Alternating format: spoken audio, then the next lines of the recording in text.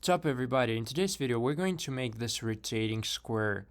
This is our first episode of the series where we're going to make some beautiful stuff, and we're going to make it on the static website. First of all, create the index.html file, and then go into my GitHub repo and just copy this index.html content.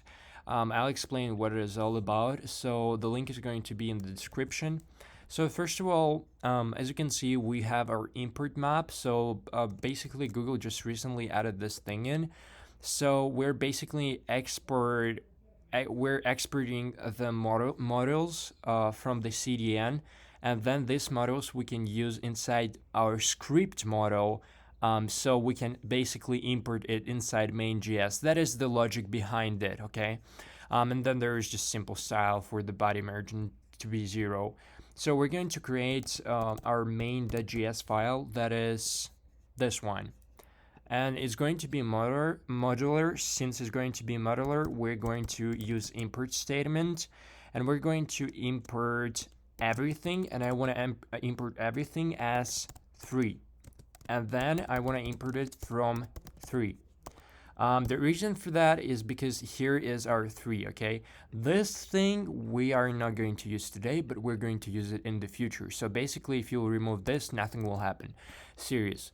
So let's start. So first of all, I want to explain the basic structure, because this is what this lesson is all about. So the basic structure is that you have header, then you have your body, and then you have your footer. If we'll go on our HTML, as you can see, I have my body, I have my header, and after the body, I can make the footer, right? I can add some scripts, right? So basically, it is really similar to our HTML structure. In the header, we're going to declare 3 important things. First is scene, second is camera, and third is render. Let's do it right now. So the first constant is going to be scene, as I just said. It is going to be new from 3.scene. Okay, so it doesn't have any arguments, therefore we're going to continue and create our camera. And here's where things get a little bit interesting. So we're going to use perspective camera. I thought there are lots of cameras, but for the sake of this video, we're going to use this one. I'm going to say that the first argument is going to be 75, and you might ask me what is it all about. And if we'll go in Three.js documentation, which is also going to be in the description, we'll go in the documentation, and we go into installation. If you will search for FOV, that is, I don't see this thing right now. Somehow, let me check this out again. So what is that? FOV. Yeah, somehow I don't see this thing. Let me check it here. Okay, here it is. It says field of view. And as you can see, it says that this is the extent of the scene that is seen on the display at any given moment. The value is in decrease. So in this point, we're going to use 75 because it is like the normal thing to do, and it is the standard, okay? So yeah, so this is pretty much it. So the next thing is ratio. So how are we going to make this ratio? As you can see, it is aspect, so it's pretty much the same as ratio. We're going to say that our window and inner width over our window dot inner height, okay? So and this is going to be our ratio. Basically, whatever our screen is, actually, let me run it. So what I'm going to do, I'm going to say php-s and then localhost or 127.0.0.1, and then port is going to be 8001. Now you may ask, like, what is it all about? What is this? In order to actually run your own server, because when I click run, okay, I can basically go on this running thing here, and here I am, okay? So here's my thing, here's the model, here's the main.js file and all this stuff. If I'll go into main.js, as you can see, that is what it is all about. So So basically, if you want to do the same thing, it is pretty easy to do. I have the video right here, so I'll try to pop up it to you right now. Pop it up. But if you didn't get it, here's this video: add PHP to Apache server. So you can just basically find it on my channel.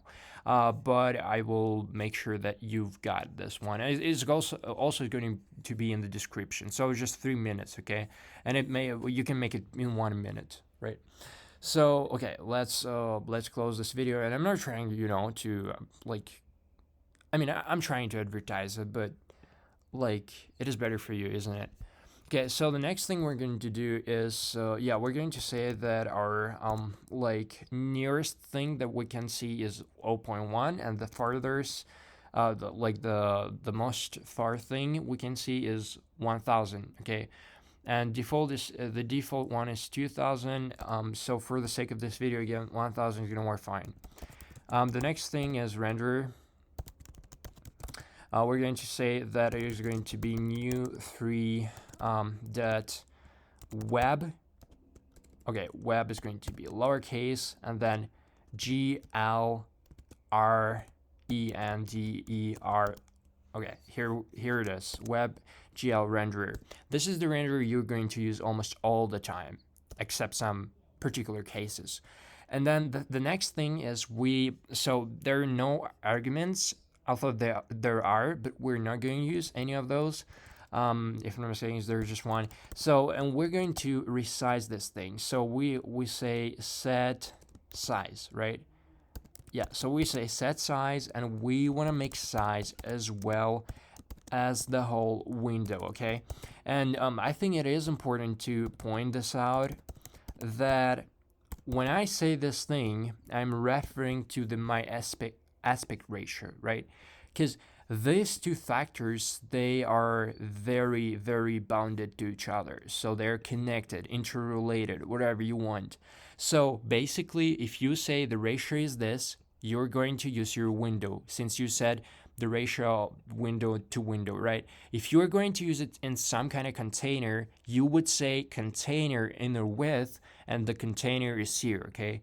It has to be related. Otherwise, it's going to be stretched, and it is going to be just terrible, okay? And then the last thing here is I actually want to add my canvas, because the renderer is going to make a canvas that is going to animate all this kind of thing. And I say document body dot append child. That is just the method to append the thing. And then we are going to say render and then DOM element. And DOM element is going to return the canvas. Now, for now, our header, so I'm trying to do it pretty structured, okay? So for now, our header is done, okay? We did the scene, we did the camera, we did the render, we set it up, okay? The next thing is body. The body is everything you want to add on the scene, okay? Either it's house, or either it is the car, either whatever, okay? And this particular tutorial, we're going to make box. So box has its, what is it called? Geometry. And we're going to say box geometry is equal to new 3 box geometry, basically. That is pretty easy to figure out. So, and I want to say that the width is going to be 1, the height is 1, and the depth is 1, okay? And this is pretty much what it is. You can set it to equal to 2, or actually don't try to make it too big, because it might happen that your camera is not going to see it. So whatever. So I'll explain to you later.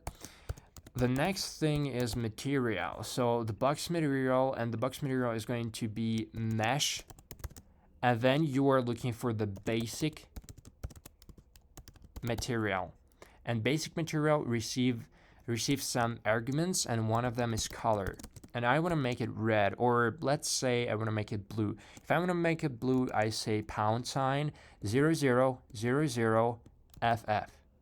If I'm not mistaken, this one is the blue. We'll check this out though. And the last thing, I want to actually create my box that is going to be just new 3.mesh, and mesh receives exactly box geometry, and box material. This is what it is, okay?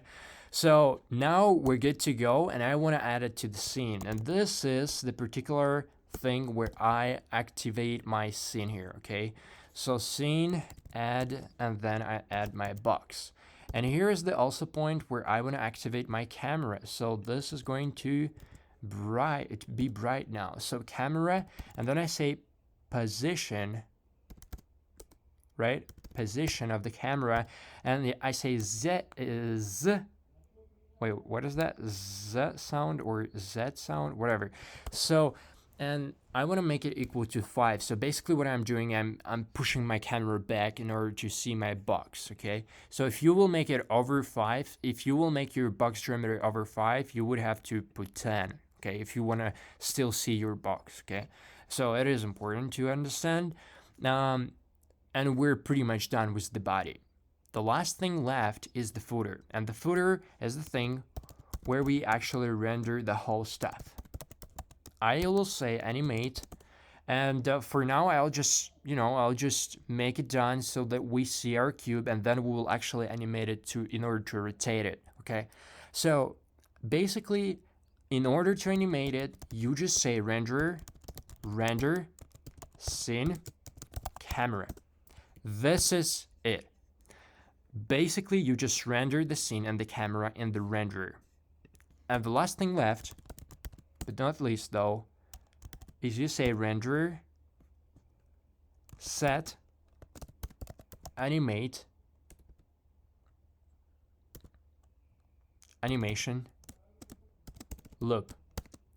And inside this, you just put your function animate. Now it is done, and it is the exact structure. Header contains scene, camera, and renderer, and like just simple setup for the renderer. Body contains everything you want to add in your scene, okay? Footer contains the animation. Now, if we'll go into the documentation, you will see that actually our renderer set animation loop is going to be here. And it is important to understand that you don't have to do it this way, okay? This is just the way I like to do this. You can do whatever you want, but be sure that your project is structured, because it is very important. If someone else is going to work on your project and has messed it up, it's not a good thing to do, you know? It's not to... So anyways, it's not what this video is all about. So I'm going to refresh this thing, and as you can see, I see my cube right now here, my box. The only thing left is to animate. So basically what set animation loop does is that it animates it 60 times per second. Basically every time I say something and second passes away, this time it animates it 60 times, okay? So it runs this thing 60 times in order to display my cube. Now some of you might say set interval instead of this thing. Why do we have to use it? Yep, you can use your set interval and set it to whatever. I don't even care. But there is an important thing here. Set animation loop does very important thing that I'm going to show you in a second. We're going to now to animate it, and you're going to see what is going to happen, okay? So I'm going to say that box rotation x plus equal 0, 0, 1, semicolon, box rotation y plus equal 0.01, semicolon, reload. It is rotating right now, as you can see. Now memorize this point. 1, 2, 3, memorize this one. Now what you see now is that it was kind of in the front, right? If I will go back, you will see the exact same thing, and as it animating again. Now 1, 2, 3, be ready to watch. I go. And as you can see, it continued from the same position you've just seen it. Now it might not be clear, and if you want to actually see it clear, I will make position at Y and position at X change. Now what you will see is that it moves there. Now memorize the position now. 1, 2, 3, you memorized it. It was almost on the top, right? Now when I will go back, it is going to be still on the top and it will continue to go out and it will disappear. Okay, so if it wouldn't stop, it wouldn't be already gone. Now, when I go here, it's not gone. It continues to go there. So here's the very important point. If you will create your own set interval, okay, if you will make it, it is not going to do this thing. So basically when user will leave this page and he will go on some other page, this thing is still going to consume his energy of his laptop, okay? Three.js optimized it, and it is the reason we use set animation loop. If you're curious what would happen with the set interval, let me know and I'll make the comparison between those, or either do it on your own and it's going to be a good practice for you. What I would also advise is to basically rewrite this code 3 times, and 1 time try to just look at your keyboard and just write it, not looking on the screen. And it will help you to memorize the structure, and in the future you're going to be the way better than anyone else. Okay? And I think it is important and it is a good point to end this video. Thank you.